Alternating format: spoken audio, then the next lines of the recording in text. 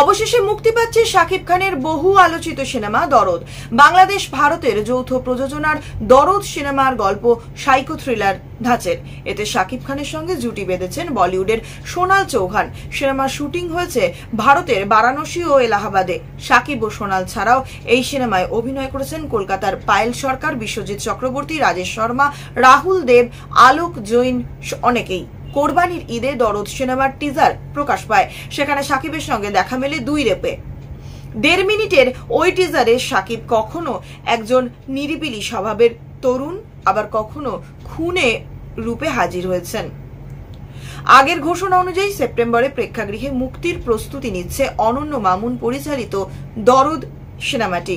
অনন্য মামুন বলেছেন, এখনো পর্যন্ত সেপ্টেম্বর সিনেমাটি মুক্তি নিয়েই আমরা আশাবাদী।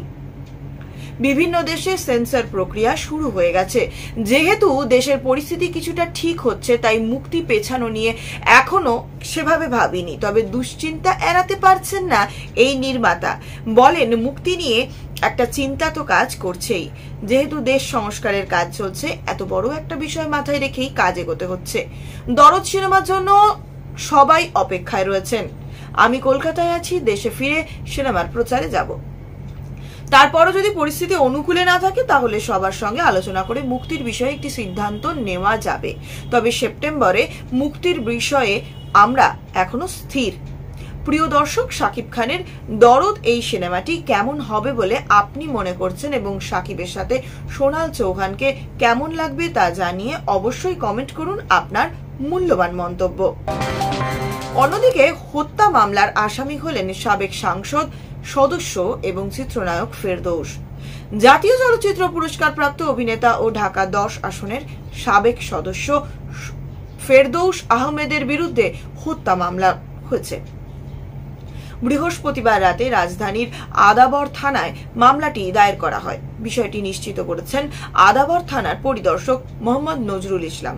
এদিকে বৈষম্য বিরোধী ছাত্র আন্দোলনের সময় পোশাক শ্রমিক রুবেল ঘটনার হত্যার পরে সাবেক প্রধানমন্ত্রী শেখ হাসিনা ও আওয়ামী লীগের সাধারণ সম্পাদক ওবায়দুল কাদের সহ 156 জনের নাম উল্লেখ করে একই থানায় 500 জনের বিরুদ্ধে মামলা করা হয়েছে।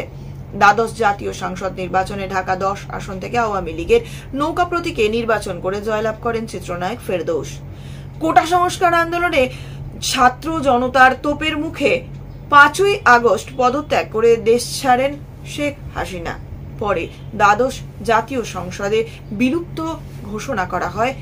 ফলে 7 মাসের মাথায় এমপির পদ থেকে ছিটকে যান নায়ক ফেরদৌস।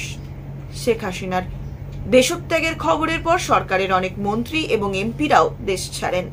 অনেকে দেশের মধ্যেই গা ঢাকাও দেন। সে সময় থেকে ফেরদৌস লাপাত্তা। প্রিয় দর্শক, আপনি কি চান ফেরদৌসের শাস্তি হোক এই মামলায়? তা জানিয়ে অবশ্যই কমেন্ট করুন আপনার মূল্যবান মন্তব্য।